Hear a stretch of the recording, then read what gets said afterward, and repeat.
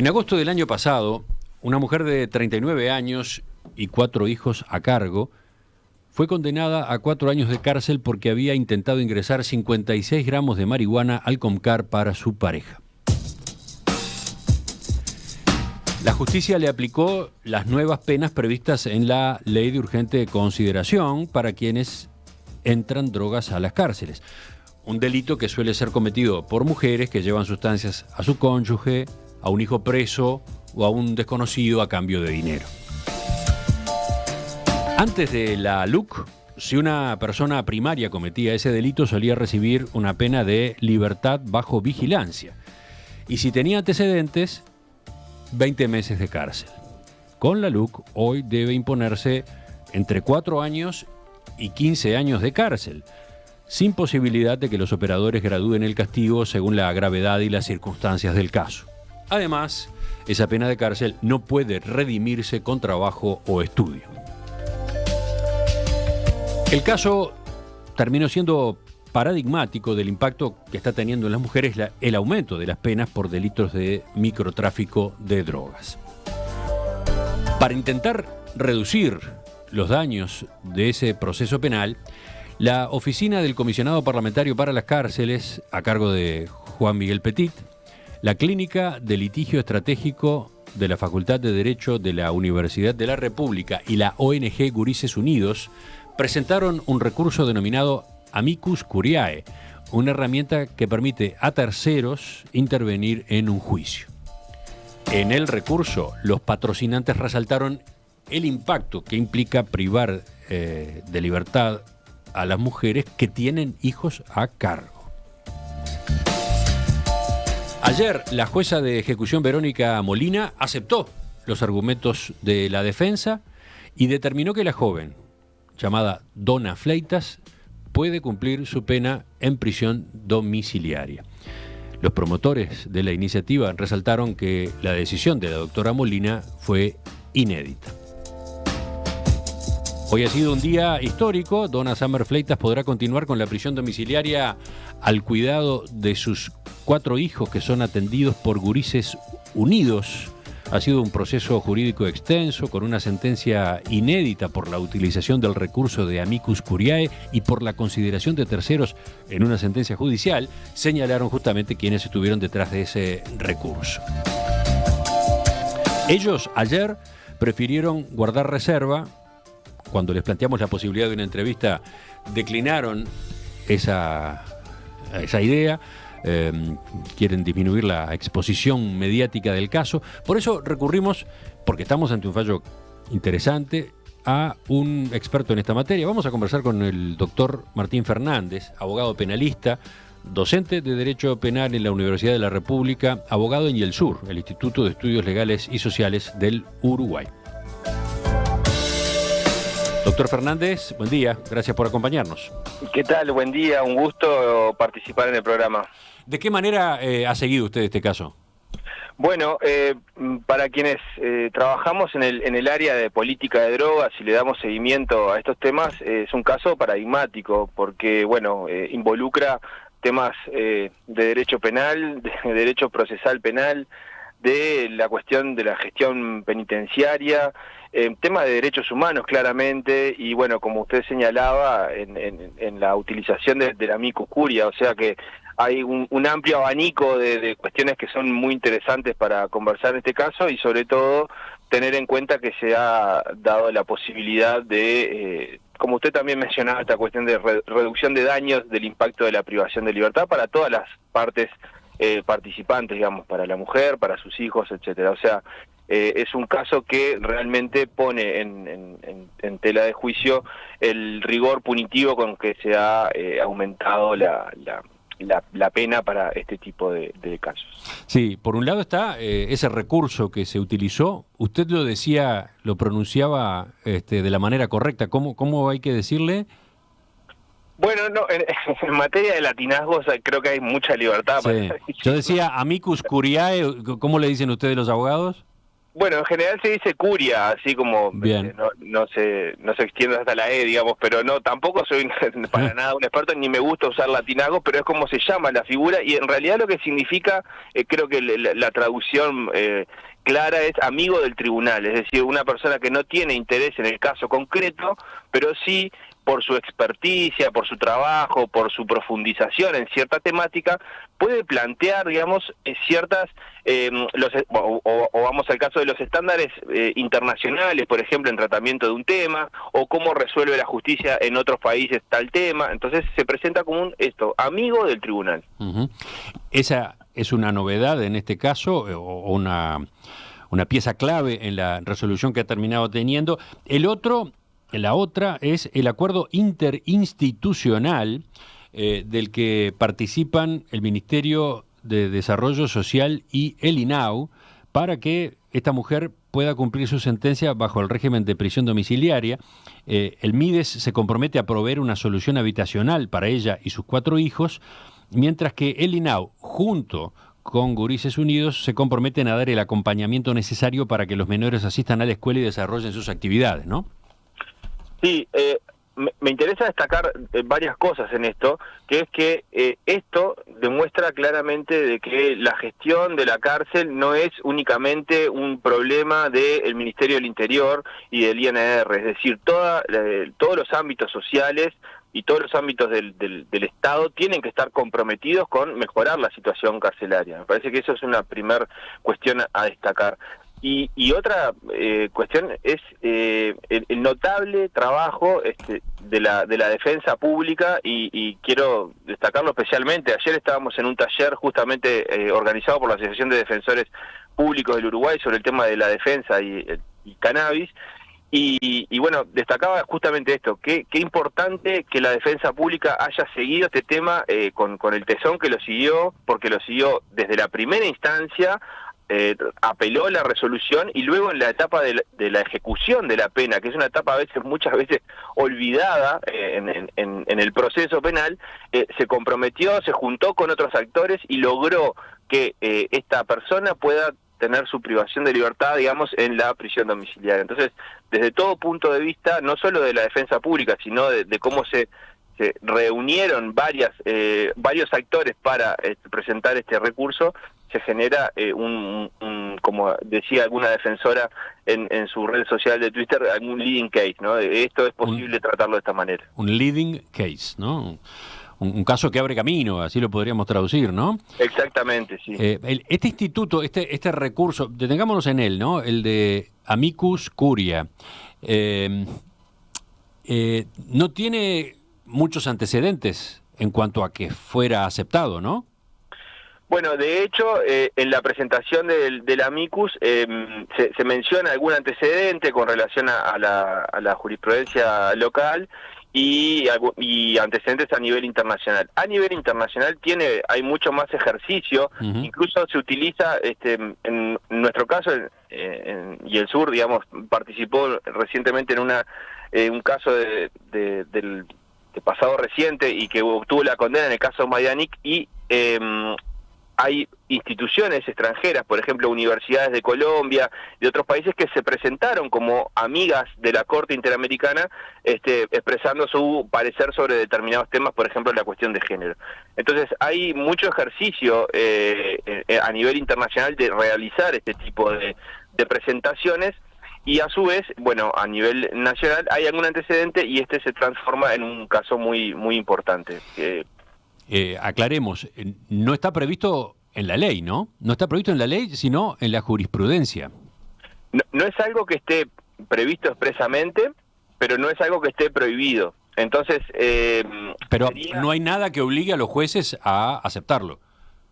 No, pero justamente también esa posibilidad de que se presenten, porque no genera que no es una, a ver, para ser claros, no es una parte que está solicitándole al juez que revise la afectación directa de sus derechos. Es una persona externa, ajena al conflicto, que está diciendo, mire, en esto que usted está que se está discutiendo en este caso, por ejemplo, el Tribunal Europeo de Derechos Humanos o la Corte Interamericana de Derechos Humanos o la Convención de los Derechos del Niño dice tal cosa.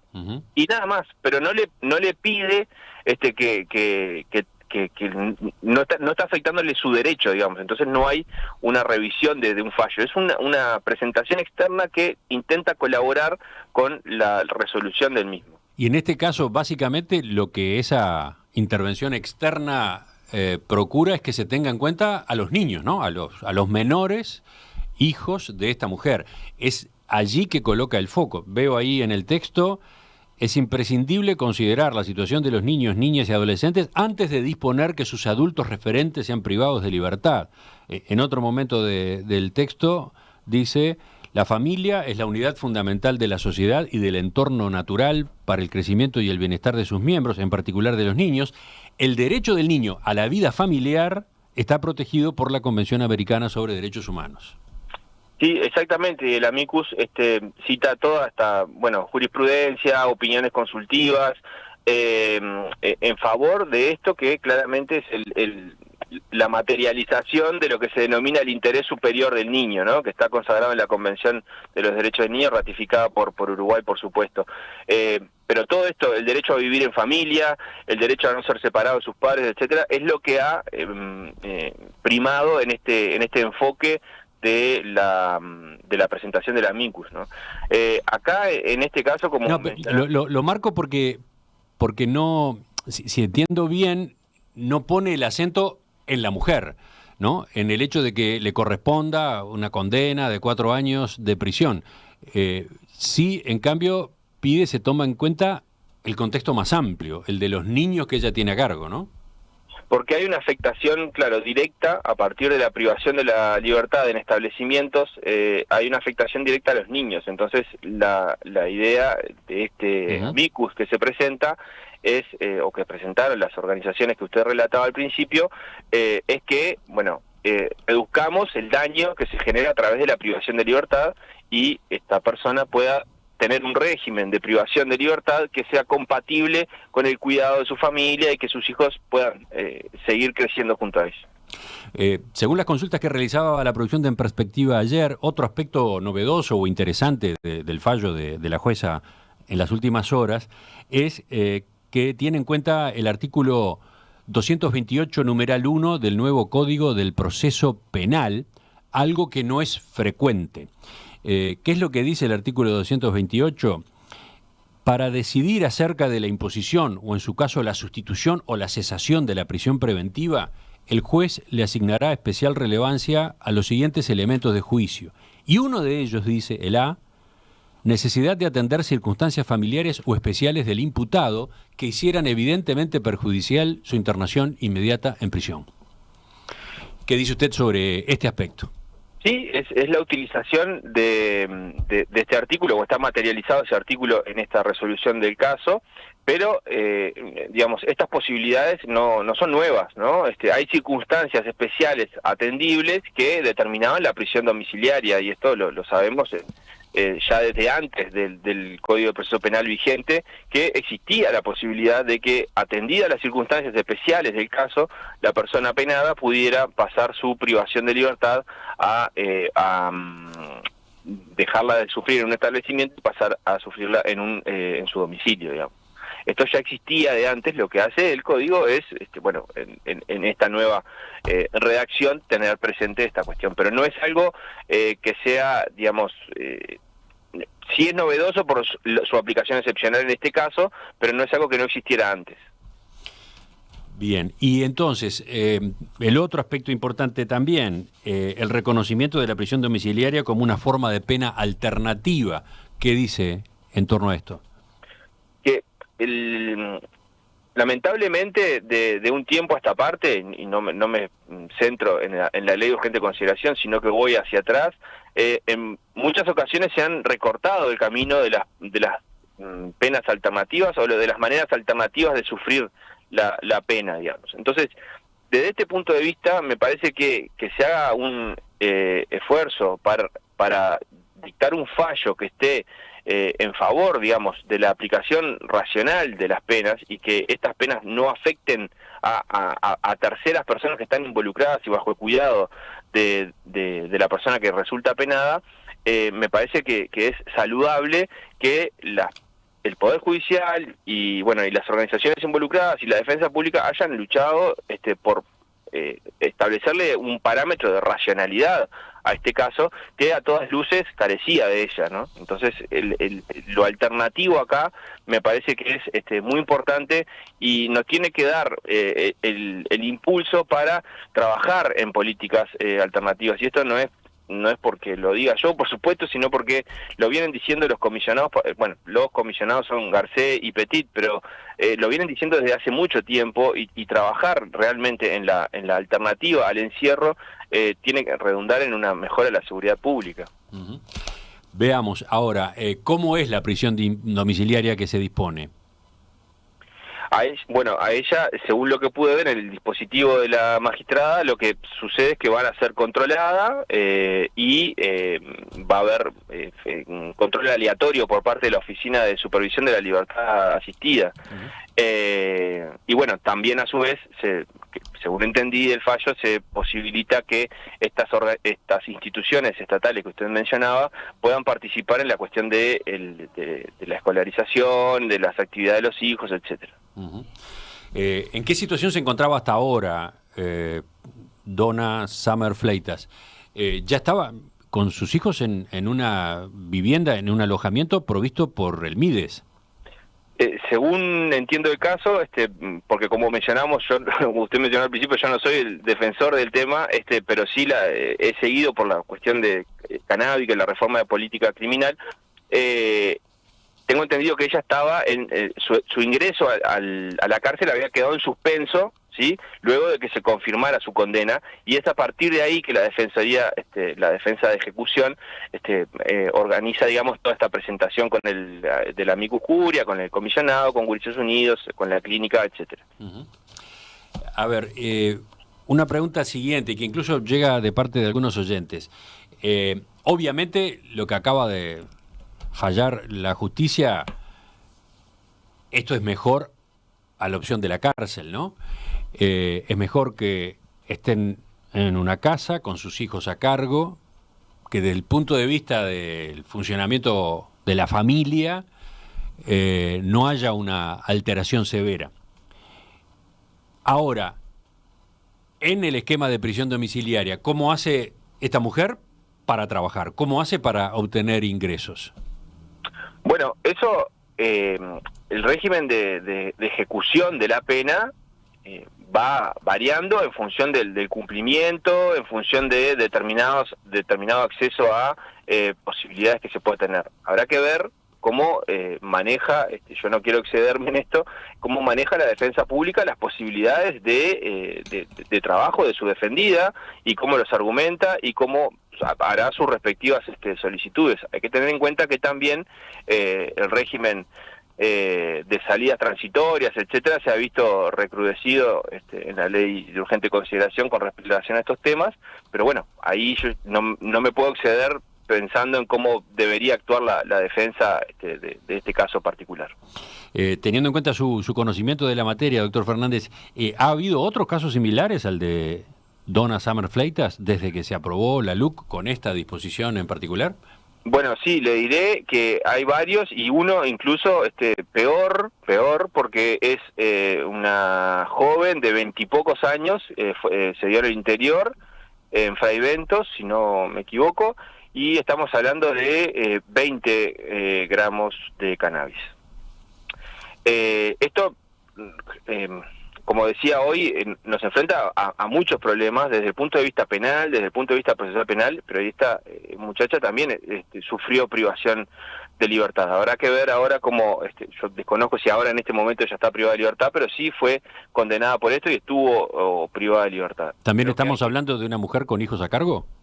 No tenía hijos a cargo, pero sí era el ingreso a su pareja. Usted relató hoy al inicio las circunstancias por las cuales en general las mujeres se ven enredadas en estas situaciones, y bueno, obedecía a esto, ¿no? Al ingreso a su expareja, que incluso había estado vinculada al sistema penitenciario por el tema de violencia basada en género con relación a ella, o sea que había una cuestión muy densa en ese caso. Bueno, la justicia terminó resolviendo que fuera con prisión. Y en este caso estamos hablando de una cantidad mínima, y esto nos pone en el centro también la cuestión de el uso de sustancias en la privación de libertad, y cuando ingresan o cuando les llevan sustancias, si están destinadas para su uso, esta conducta no debería ser punible y debería ser atípica y no perseguida por las autoridades. Sí, todo indica que este artículo de la LUC va a ser corregido después del 27 de marzo, si es que no se deroga en el referéndum, ¿no? Ha habido pronunciamientos de representantes parlamentarios de los distintos sectores, de los distintos partidos, que han admitido que aquí hubo un error o un descuido. Sí, yo recuerdo expresamente a la senadora Sanguinetti, que manejó esto, y simplemente para poner en contexto, el decreto de ley 14.294 tenía en su artículo 36 redactadas así las agravantes, ¿no? Porque es una conducta agravada, el ingreso a un sistema, al sistema penitenciario, como hacerlos suministrar cerca de los liceos, etcétera. En la ley 17.016 del año 98, estas agravantes habían pasado a tener, se les había eliminado el mínimo, que eso era lo que justamente se quería hacer, que ante un caso concreto no existiera la necesidad de que un juez pusiera 4 años de mínima, sino que pudiera evaluar las circunstancias. Si la mujer, por ejemplo, se había visto amenazada, cuál era la cantidad, cuál era la sustancia, toda una serie de circunstancias de hecho que rodean a estos casos, para que el juez pudiera tener cierta cintura. Entonces lo que vino a hacer esta modificación de las agravantes es a revivir este artículo, digamos, 36 del decreto de ley original, y decir, estas conductas tienen, si son agravadas, tienen un mínimo de 4 años. Y esto lo que demuestra es cuando el legislador le tiene poca confianza al sistema de justicia, porque le quita toda cintura para resolverlo. Dice, tú en esta cuestión vas a resolver esto. Entonces, cuando le quita toda la posibilidad, un abanico de posibilidades que tiene que ver desde la graduación de la pena hasta la imposición de medidas alternativas, lo que se está generando es esta desconfianza en el sistema judicial. Ustedes no saben resolver bien esto, entonces yo les voy a decir que tienen que poner una pena mínima de 4 años. Entonces, esto es lo que genera estas irracionalidades. Bueno, pero mi consulta era, es un hecho, aparentemente es un hecho, que esta norma va a caer, se va a derogar por una u otra forma. Sí. Pero mientras tanto está vigente y puede terminar siendo aplicada en algún otro caso, y usted mismo señalaba, ya se la ha aplicado en varios. Entonces, esta sentencia de las últimas horas puede abrir un camino para corregir las situaciones ya generadas. Claro, esta vale para un caso donde hay niños a cargo. Hay otros que también tienen a una mujer con niños a cargo. En fin, ¿qué dice usted de eso? De cómo se puede sacar de un caso particular para llevarlo a varias otras situaciones. Bueno, ese es el efecto positivo que tiene claramente este tipo de resoluciones, porque las defensas de los casos que sean similares pueden utilizar esta misma línea argumental para sus casos y para decir, mire, en este caso se resolvió tal cosa, y este caso, este otro caso que yo estoy defendiendo, que es idéntico o tiene similares circunstancias, bueno, solicito que se aplique el mismo criterio. Nosotros tenemos que recordar que no estamos en un sistema de precedente judicial obligatorio ni nada por el estilo, pero sí, obviamente, tener fallos judiciales que apoyan nuestra visión o que apoyan nuestra idea, obviamente colaboran a la resolución favorable a los intereses de las personas que están privadas de libertad, en este caso. Sí, claro, pero acá tenemos un caso en el que lo que jugó fue el hecho de que hubiera menores a cargo, ¿no? Sí. Pero tanto es así, Emiliano, que en realidad la defensa había ensayado las cuestiones desde la perspectiva de género, desde la cantidad, etcétera, etcétera, y bueno, la justicia en primera y en segunda instancia incluso ensayó una teoría que no era tentativa, sino que era acto preparatorio del ingreso, porque no había llegado a disponer de la sustancia la persona a quien iba dirigida. Digamos, toda una serie de cuestiones dogmáticas que se habían ensayado y no resultaron, ¿sí? Lo que resultó fue esto. Entonces, por eso celebraba y destacaba el trabajo con empeño de la defensa, que buscó todas las líneas de argumentos y buscó rodearse de los mejores argumentos y de las mejores instituciones para presentar la defensa de esta mujer, que obviamente necesitaba de esta consolidación de actores para su defensa, ¿no? Doctor Martín Fernández, docente de Derecho Penal en la Universidad de la República, integrante del equipo de IELSUR, le agradezco su participación esta mañana en Perspectiva. No, el agradecido soy yo, gracias.